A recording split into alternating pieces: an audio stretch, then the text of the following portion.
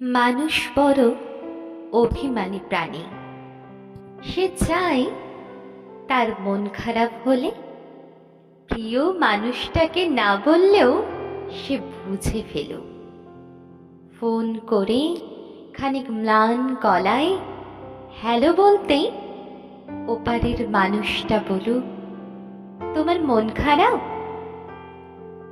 তার এলোমেলো চুল খানিকটা লাল দেখে বলুক, তোমার ঘুম হয়নি রাতে?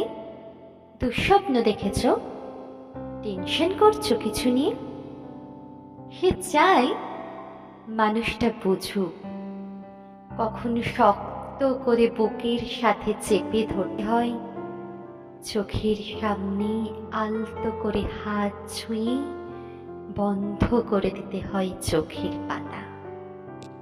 সে চায় মানুষটা বুঝুক, কখন হাতের মুঠোয় হাত রাখতে হয়, ফিসফিসিয়ে বলতে হয়, আমি তো আছি, তবে মন খারাপ কেন?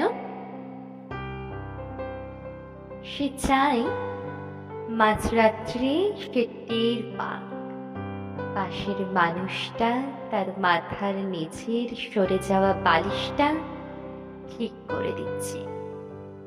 শেষ রাতে যখন খানিকটা হিম নামে তখন জড়িয়ে দিচ্ছে ওম চাদরে।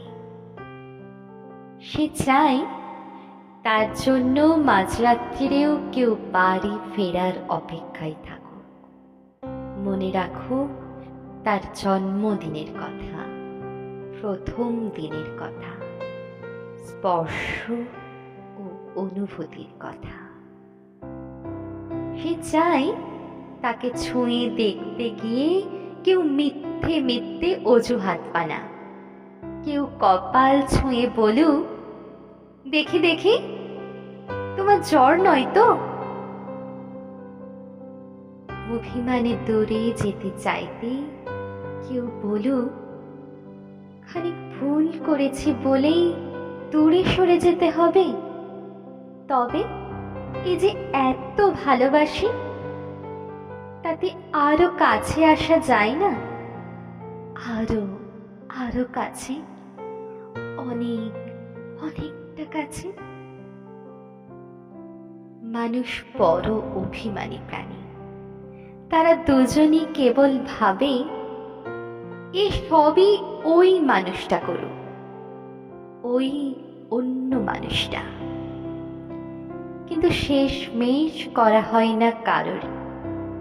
তাই কাছে আসার রঙিন দিনেরা ক্রমাগত দূরে যাওয়ার ধূসর বিবর্ণ গল্প হয়।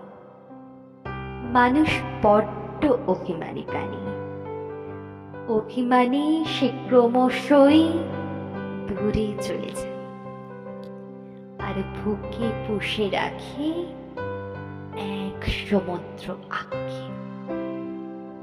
মানুষ বড় অভিমানী প্রাণী।